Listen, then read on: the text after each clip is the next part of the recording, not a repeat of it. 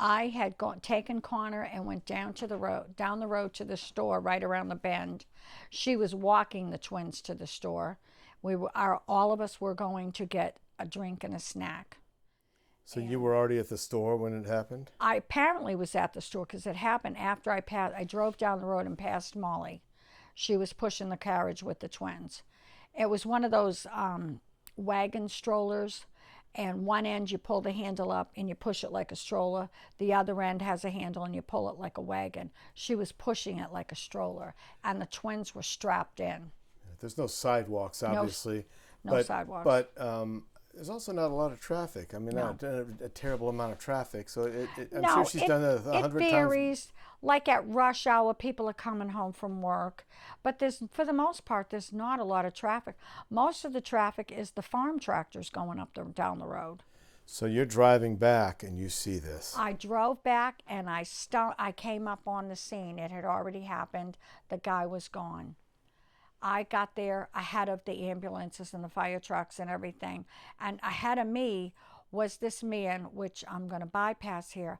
I want to find this man somehow, some way, who stopped and went in to help and was doing CPR on Bradley. And he's the one that called 911. The family that lived in the house, they were out back. They didn't see it because they were taking care of chickens. And, nobody actually saw it. But that man, he was like the first one to get there. And then the other people came out. And then I came along coming back from the store with Connor. My God, must when you saw the scene, you must have It been. was it was your worst. I can't describe the feeling that went through me. There's Bradley up in the middle, like in the middle of the lawn. Noah's way off to the side, and Mollie's off the other side in the driveway. They were spread out. I knew immediately they flew. The guy hit them, and they had to fly to be positioned so far apart. And the wagon is somewhere up in the yard, like maybe between Bradley and Noah, and it was standing up on end, and there was pieces of it around the yard.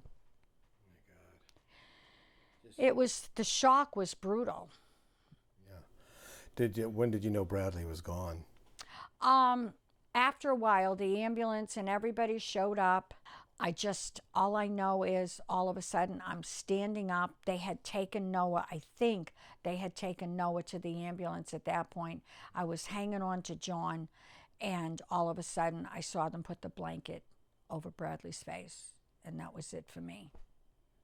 I knew he was gone. But they aggressively were doing CPR like nonstop. You must have thought, please God, let Noah live. Oh yeah. I think I prayed without stopping for the last 4 days. Without stopping. I wanted that baby to live so bad. He was he was unconscious when I got there to the hospital, and I knew when I saw him he was hooked up to all the life supports. I knew he was brain dead. Nobody could say it, but I just knew. His head was swollen. His whole face swelled. He had one on each side at the back of his head, skull fractures, and he just never opened his eyes. At the scene, his eyes were open, looking right at me. He knew I was there. He knew. He didn't take his eyes off me, and I knew he knew. I knew he knew I was there. And I just kind of held him and kept my hand on his chest, making sure he was breathing till the ambulance people got there. I have no feelings for that man at all. None. He took away our babies. He took away our life, our family. In a split second, our lives changed for the rest of our lives. Connor lost his little brothers. He's crying, he's upset, he wants us to go get him new little brothers. How do you explain it to a 5-year-old? And he's broken. I'm broken. I still can't get mad. That man ruined us. The three of them, always, from one end, they played together. They were best little buddies. They were very, very close. They have little balance bikes, and all three of them ride them around the living room here. You told Connor last night what had I had happened. to tell him last night when I got home. What was his reaction? He cried. He just went he just went hysterical. He cried and cried and cried. He was very, very upset. So the suspect is arrested and charged with OUI, and he'll probably be charged with 2 counts of manslaughter now. Yeah, and it shouldn't be manslaughter. That's not good enough. Yeah. I'm sorry. Police say he tried to blame his girlfriend, but he was seen on surveillance cameras driving the car before and afterwards. He's still blaming his girlfriend, says, I wasn't me, I wasn't driving, even though there's evidence that he was behind the wheel. Yeah. It seems like all he cared about was saving his own skin. Yeah, that's what I figure. I anticipate that. He looks like he could care less, and I said, he's probably laughing about this. I don't know. I don't think he has a soul. He can't to have done what he did. 2 innocent little babies. We're lucky Mollie's alive. We're lucky Mollie didn't get killed. She's up in the hospital in serious condition. We're lucky she didn't get killed too. It just seems like, he didn't stop. He didn't stop to help. All he thought about was, I got to get out of here. He just hit and kept right on running. There was pieces of his car in the road. It's a coward, really. What he did. He's only thinking of himself, right? Yep. Biggest coward. Who in their right mind, does that? Are the judges and is Maine law is just too lenient when it comes to drunk drivers, do you think? And impaired drivers? I've been thinking about that since this happened.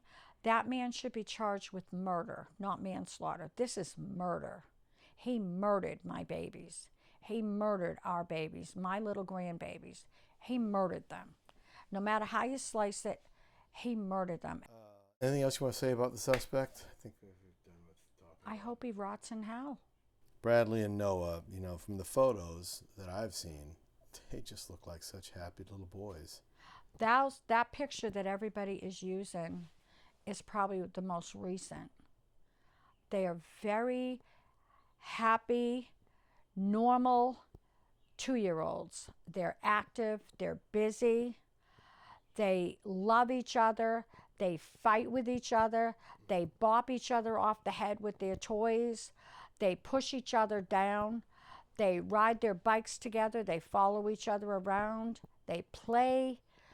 They're just happy nonstop from one end of the day to the other. If they're cranky, something's wrong. Doctors, had declared Noah brain dead. Who made the decision to take him off life support, and how difficult was that? We didn't really have a discussion about it. We just kind of understood that, Mollie and I agreed. They didn't specifically ask. It was just decided that somehow, like, it was just understood. We wanted him off life supports and allowed to go. Yeah. There was no brain activity whatsoever. I watched them do the testing on him. I never left his room, never. And so I saw everything, and I told Mollie everything. And every time they did something, they called Mollie up at the hospital and told her. And we just decided he had coded twice from the time he got there at some point, I don't know when. And I think the second day he coded again. I'm not sure, but I think that's when he coded the second time. And then we had a meeting over the phone with Mollie, and they asked us if he coded a third time. It was definitely a possibility. Did we want him resuscitated? And we both said no. 8 years ago, Mollie's oldest son, William, drowned while the two of them were canoeing. 8 years ago. Yeah, 8 years ago. The twins really must have been a blessing. When the twins were born, they must have been a blessing. Not that they're replacing, replacing William, but I mean they had to have been a real blessing for your family. They were. Connor was born 5 years ago, and when Connor was born, I felt like, for me, it felt like Willie came back.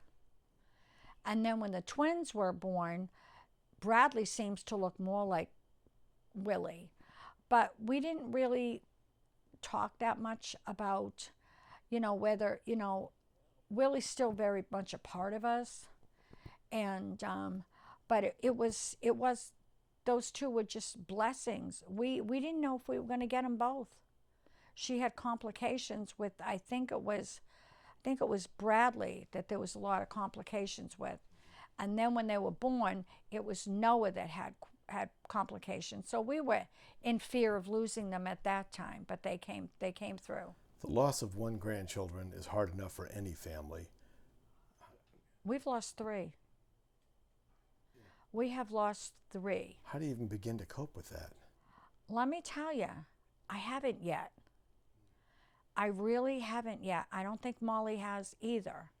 We are just like in a state of, how could this happen? Why is it happening? Mollie's wrestled with, what did I do wrong? And I said, you did nothing wrong. All you did was walk your children up and down the street. There's nothing wrong with that. And, but it's so incomprehensible. And I'm like trying to wrap my head around it, and I can't. I haven't been able to do that yet. How's Mollie doing physically? Physically, she's healing. She's still in a lot of pain, but she's healing. Her face was all scratched up, scratched and scarred. She obviously, from when she landed on the pavement down there, and her face is all scratched up, but it is healing, and it seems to be healing pretty quickly. She's got a broken back. She's got a broken hip, an injured kidney. She's got broken bones in her hand, where they called in a hand surgeon to surgically repair her hand. She's got, the leg is slightly broken. They don't have to do anything with it, but it'll heal. But she's got a long road ahead of her. Emotionally, how's she doing? Emotionally, about as well as you could expect. She's broken. She's crying. She's upset. She's hurting. My pastor at my church has made sure that every single day there's people up there sitting with her and visiting with her. Is there anything else you thought of that you wanted to get off your chest? The one thing that I really wanted to do is to thank everybody for what they're doing for us. The handout, the compassion, people calling, getting ready to come and do stuff for us. It's overwhelming. They're coming. They're going to be doing repairs on the house so that we can get Mollie in and out. I've got meals coming every day indefinitely for Connor and me, because we're going to be on the run, going back and forth up there, and I am not even sure what we've got to do right now. The donations, the love, the caring, people I don't even know are coming forward to help us. And we need the help. We really and truly do. We need the help. I don't know how I'm going to get through this. It's been unbelievable. And I just want to thank everybody that's helping us and coming forward and doing. There's a big spaghetti supper Saturday night for a fundraiser for us. We need it. I won't say no, because it's the help that we need. Yeah. Just can't imagine. It's this whole thing has been brutal, and that man that showed up and did CPR on Bradley, if there's any way I can find out who he is, he tried so hard to save that baby. I want to thank him and give him a hug. My neighbors across the street here, they've done so much for me already. This community, I can't get over the help that they're doing, helping us out so much. I just thank everybody. There's no way I can thank everybody on a personal level. And with you coming, it'll be on the news. I just want everybody to know I just appreciate what they're doing so much. We are so grateful.